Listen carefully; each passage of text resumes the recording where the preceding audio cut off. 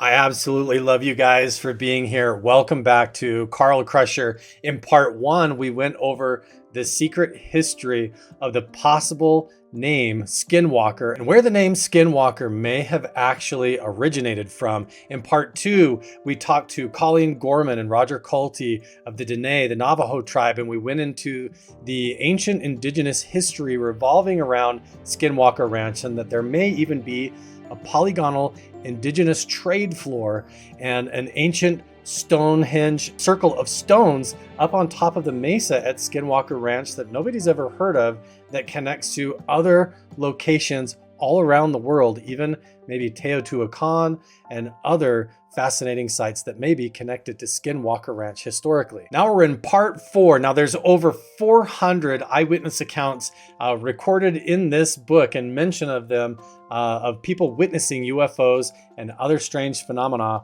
around the Uintah Basin and Skinwalker Ranch. And we're going to dig into 10 more of the top UFO sightings out of this book tonight. You ready?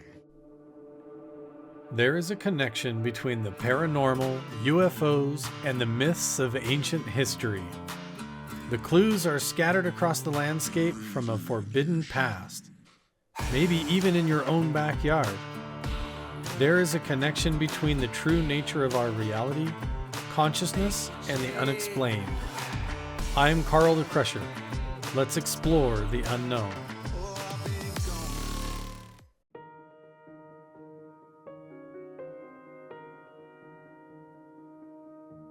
Since we're talking out of this book a lot today, I want to do something a little bit different.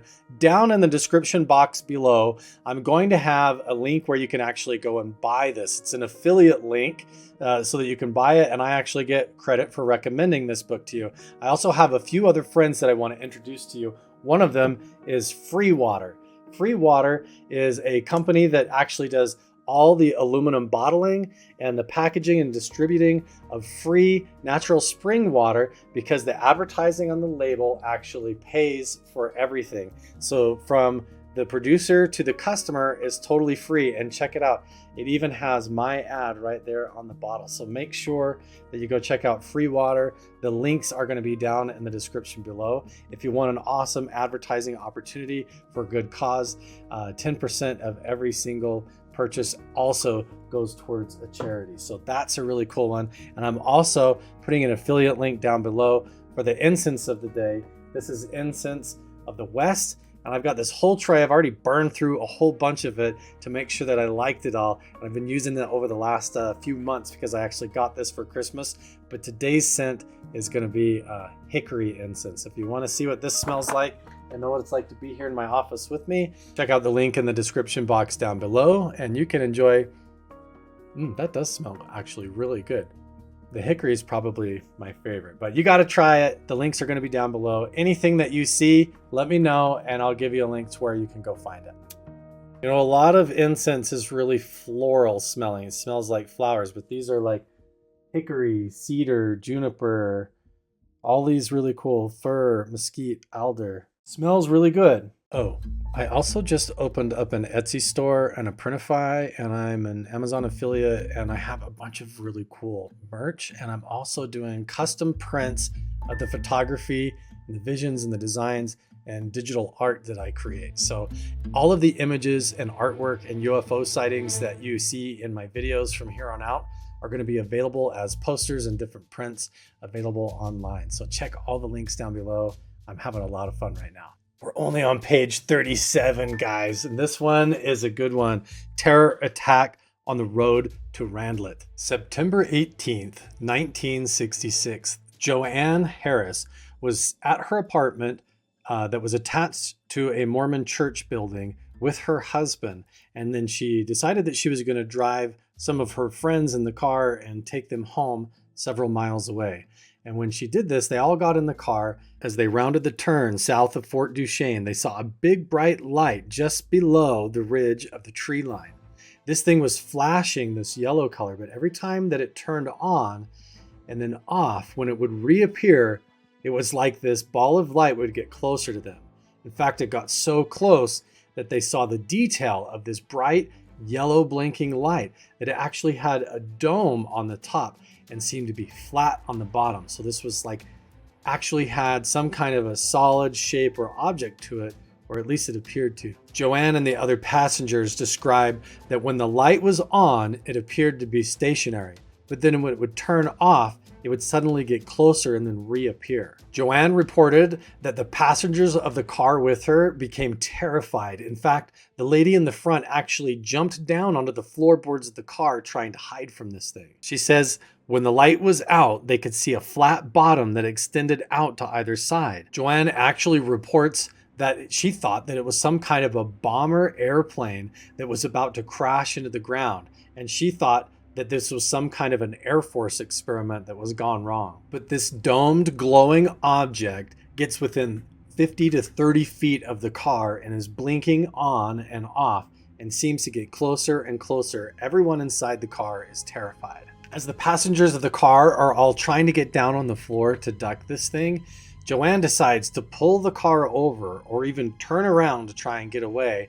And that's when she pulls over and realizes there's another car actually going fast up behind them that passes them and goes around. And when she turns around to see where the object is, it's suddenly gone. And then the next day, a friend of Joanne's actually contacted her and reported that she saw almost exactly the same thing. So far, from part 1 to part 2 of this series, most of these UFO sightings have appeared as like a red light, a red orb, some kind of a beam, a laser, or even just like a ball of light, where only a few of the accounts actually describe it as a machine or a flying saucer or some kind of an alien craft.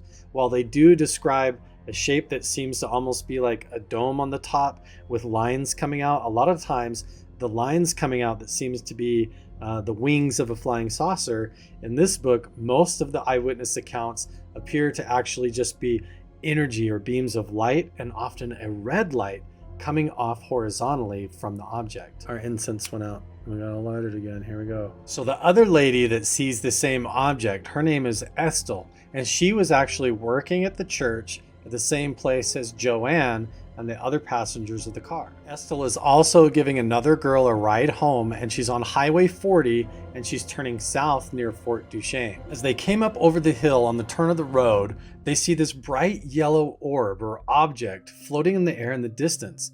And what Estel says is very interesting. She describes almost like this thing noticed them or knew that they were looking at it, because as soon as they made contact with it and started looking at this glowing yellow object, she described that it was at least the size of a house floating just above the tree line.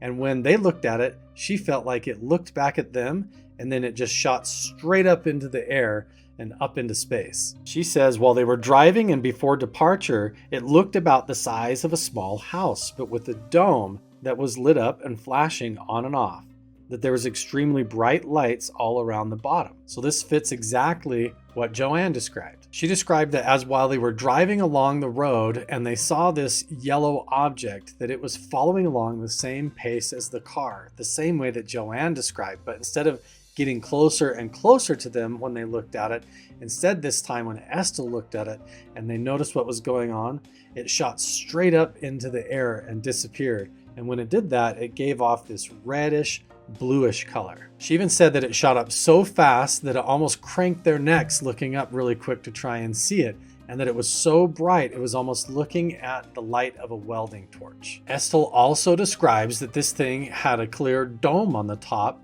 and that it was self-illuminated, that it was glowing on its own, not like it had lights on the outside, but it was just emanating a light. So already the first two witness accounts are of the same incident and they seem to back each other up. I find it interesting that they came from the same location, and a lot of the patterns of these stories are going to be consistent.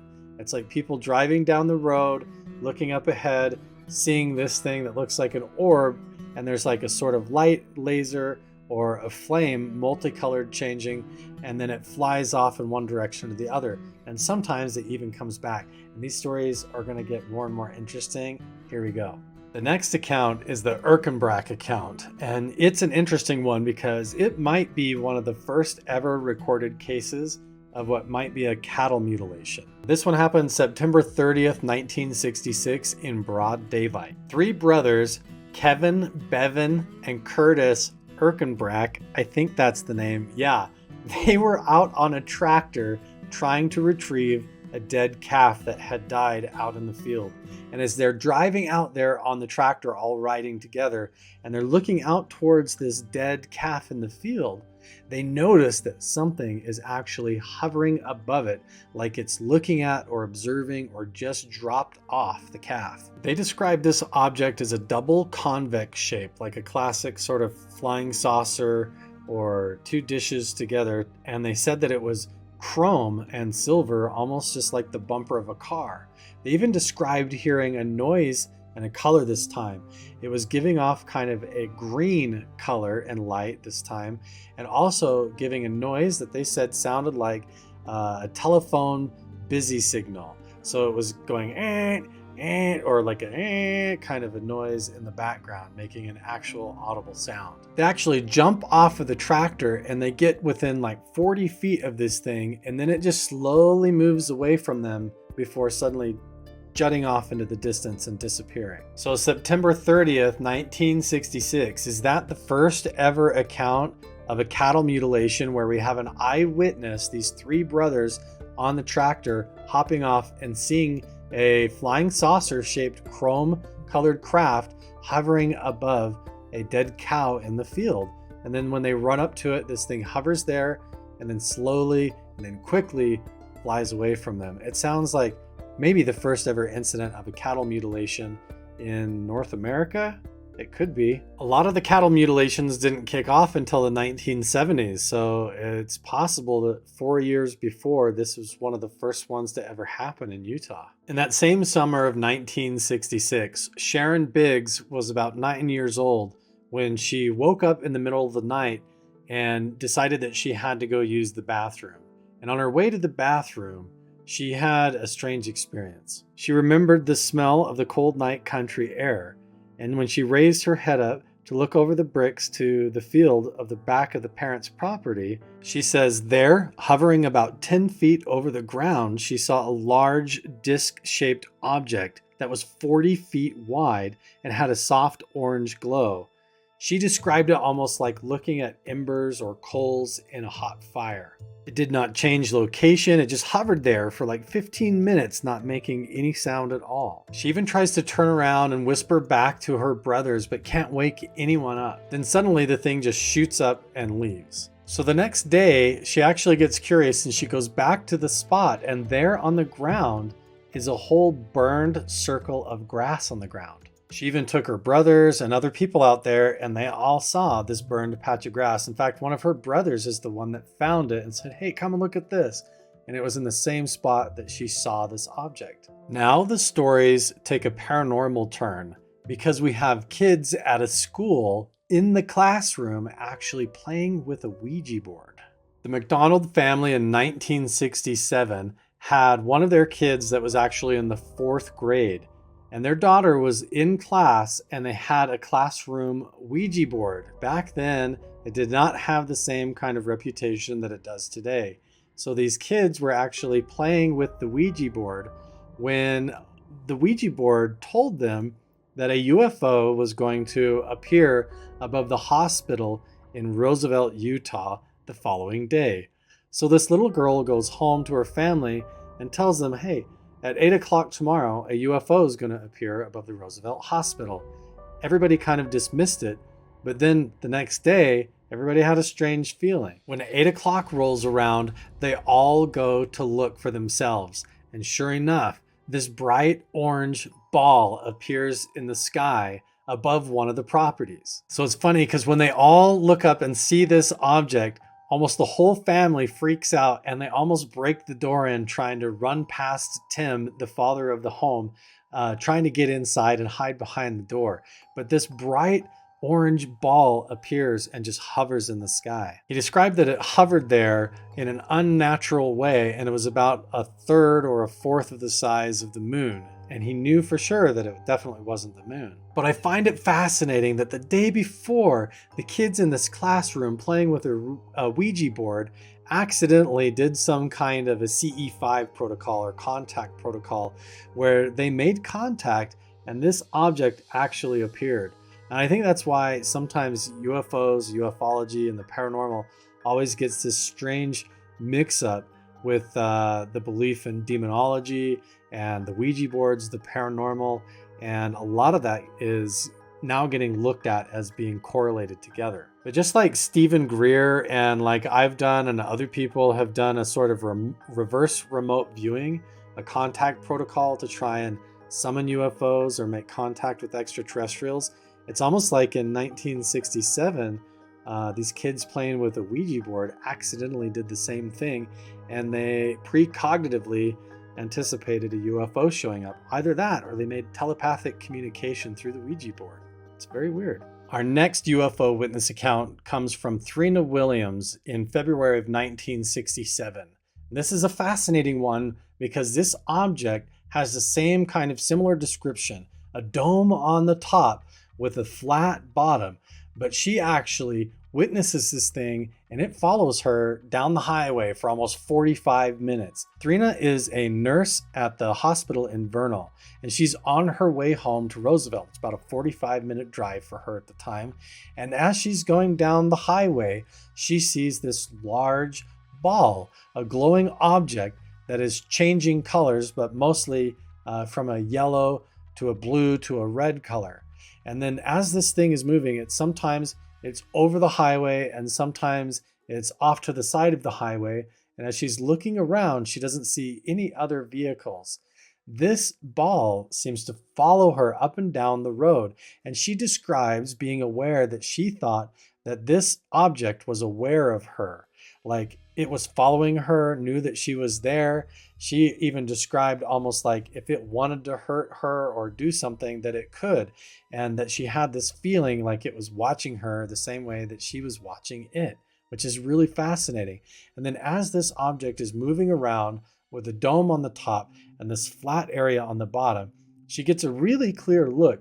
And again, this flat area on the bottom is actually like emitting a kind of a flame or an energy that has a color to it. These flames are not coming out of the bottom like a rocket, but they're actually coming out of the sides horizontally, which is similar to a lot of the witness accounts that we got in the last episode. Then at the end of this witness account, the flame is like a bluish green color coming out of it, a strange green blue tone. Trina even told Junior Hicks that she thought that maybe it was a government or military experiment, but then Junior Hicks in the book says that, oh no, he made sure and convinced her that it definitely wasn't. Our next story happens at the Halfway Hollow. In fact, a lot of the stories are going to occur at the Halfway Hollow. I kind of think I need to make a trip up to the Halfway Hollow. Halfway between Vernal and Roosevelt. Now, again, this sounds familiar, right? Driving between Vernal and Roosevelt around Fort Duchesne or around the Halfway Hollow, it seems like we get these sightings. As they're driving past the Halfway Hollow, they look off to the side of the road and they see what looks like this glowing, strange object out in the dry lower area of the meadow. This object starts off glowing very dim, and then as it increases in brightness, it appears to be about 150 feet away from them, just off of the road. And as this thing gets brighter and brighter, it takes on more and more descriptive detail to the point that they actually describe this object as being like a flying, glowing train car, that on one end of this thing, it actually had large windows the size of the door of a house. And then the windows go smaller and smaller towards the back end of this object, but it looked like a train car that was glowing orange and hovering in the air. He says it looked like a boxcar train, a train car, only it tapered off too fast and there was a flame coming out of the rear end of it, but it wasn't in long strips. The first portion of it coming out was like round balls and they were all different colors. And then they were all like long strips of fire coming out of that. And then there was darn windows in it, like they were on a train car. He does describe it almost like a train car that's tapered on the back end and the whole thing has windows. He said that the entire object was lit up like a blue color, except the lights coming out the back end were all different rainbow colors. Tony said that based on how far away this thing was, they estimate that it could have been 100 feet long. So we have multiple eyewitness accounts of this domed object that's either blue or green or yellow. And a lot of the time it's just an orb that's orange or red or shooting like multicolored flames or red-orange flames horizontally that are sometimes even described like a red laser coming off the bottom. This acorn shaped or half dome shaped thing that's like the bottom third of it is sliced off, floating around almost like a scoop of ice cream in the air that's glowing like an ember, yellow, blue, green, sometimes red. And a lot of these incidents in the story today are correlated with people assuming that it's some kind of an Air Force or military experiment. Could these be directed energy weapons experiments? Are they trying to do like Project Bluebeam clear back in the 1960s up in Utah? Or are these bona fide actual UFO encounters and witness experiences that are happening up there around this area? Junior Hicks is going around collecting all these reports, and there just happens to be something strange. Maybe the electromagnetic field of the earth is amplified, and places like Skinwalker Ranch become a portal to the future or other dimensions where objects like this seem to bleed through, or strange plasma anomalies maybe move around. But a lot of these eyewitnesses, even from the last episode, reported seeing this thing as a flying machine that they thought was either from the military, from an extraterrestrial craft, or some kind of an experimental laser system. But it's very strange that a lot of these have familiar correlative details to them. So let me know what you guys think and what we should do in the next one. Should we keep going on the UFO stories, or should we go back out into the field, or do we need to cover something deeper and skip ahead into more current accounts from Skinwalker Ranch?